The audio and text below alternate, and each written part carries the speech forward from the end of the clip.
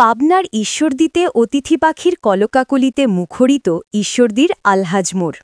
প্রতি বছরের ন্যায় এবারও পাবনার ঈশ্বরদীতে বিশ্বের বিভিন্ন শীতপ্রধান দেশ থেকে কয়েক হাজার মাইল পথ অতিক্রম করে ঝাঁকে ঝাঁকে উড়ে এসে বাসা বেঁধেছে নানা জাতের পাখি। উড়ে চলা অতিথি পাখির কলকাকলিতে ইতোমধ্যে মুখরিত হয়ে উঠেছে ঈশ্বরদী পৌর শহরের আলহাজ মোড় এলাকার বড় বড় গাছগুলোতে। পাবনা থেকে জাহাঙ্গীর আলমের প্রতিবেদনে দেখুন বিস্তারিত। ক্যামেরায় ছিলেন সোহানুর রহমান। দৃষ্টিনন্দন অতিথি পাখির কলকাকলিতে মুখর এখন ঈশ্বরদীর আলহাজ মোড়। বিশেষ করে বিকেল হলেই বিভিন্ন এলাকার মাঠ থেকে অতিথি পাখিরা এসব গাছের শাখায় নিজ বাসায় অবস্থান নেয়, যা হয়ে উঠছে অত্যন্ত দৃষ্টিনন্দন। প্রতিদিন ভোরে পাখির কিচিরমিচিরে এলাকার মানুষের ঘুম ভাঙে। অতিথি পাখিদের মনোরম উপস্থিতিতে ঈশ্বরদীর প্রকৃতিতে এনেছে নতুন রূপ। তাদের কলরবে মুখরিত হয়ে উঠেছে প্রাকৃতিক পরিবেশ। আবার ভিনদেশী এসব পাখি হয়ে উঠেছে বিভিন্ন বয়সী মানুষের বিনোদনের অন্যতম মাধ্যম।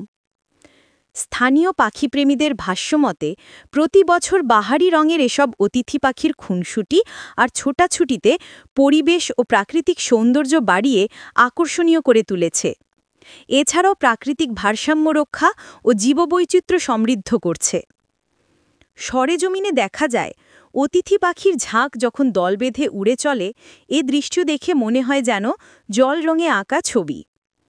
পাখির জলকেলি আর ডানা ঝাপটানোর মনোরম দৃশ্য, সেই সাথে দৃষ্টিনন্দন প্রাকৃতিক সৌন্দর্য উপভোগ করতে দূর দূরান্ত থেকে প্রতিদিন আসছে পাখিপ্রেমীরা। আগত ব্যক্তিরা দূর থেকেই দুচোখ ভরে উপভোগ করেন পাখিদের কলরব, মিতালি আর মাতামাতি, যা অন্যরকম এক অনুভূতি। এ সৌন্দর্য উপভোগ করছে রূপপুর পারমাণবিক বিদ্যুৎ কেন্দ্রে কর্মরত রাশিয়ান নাগরিকরাও। এদিকে পাখিপ্রেমীরা জানান, সুযোগ সন্ধানী কিছু মানুষ নানা কৌশলে অতিথি পাখি শিকার করে বাজারে ভোজনবিলাসীদের কাছে চড়া দামে বিক্রি করে। তাই আমাদের সকলের অতিথি পাখিদের প্রতি সদয় হতে হবে। শিকারীদের হাত থেকে এদের বাঁচাতে হবে।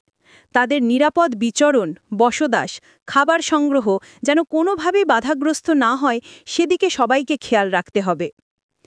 উপজেলা নির্বাহী কর্মকর্তা সুবীর কুমার দাস বলেন, শীতপ্রধান দেশ সাইবেরিয়া সহ ইউরোপের বিভিন্ন দেশ থেকে বাংলাদেশে বিভিন্ন প্রজাতির পাখি অতিথি হয়ে আসে। ঈশ্বরদীতে আসা আগত অতিথি পাখিদের নিরাপত্তার জন্য সব ধরনের ব্যবস্থা নেওয়া হয়েছে। বিভিন্ন পর্যায়ে জনপ্রতিনিধি ও পাখির আবাসস্থলের আশেপাশের ব্যক্তিদের সচেতন করতে প্রয়োজনীয় কার্যক্রম চলমান রয়েছে।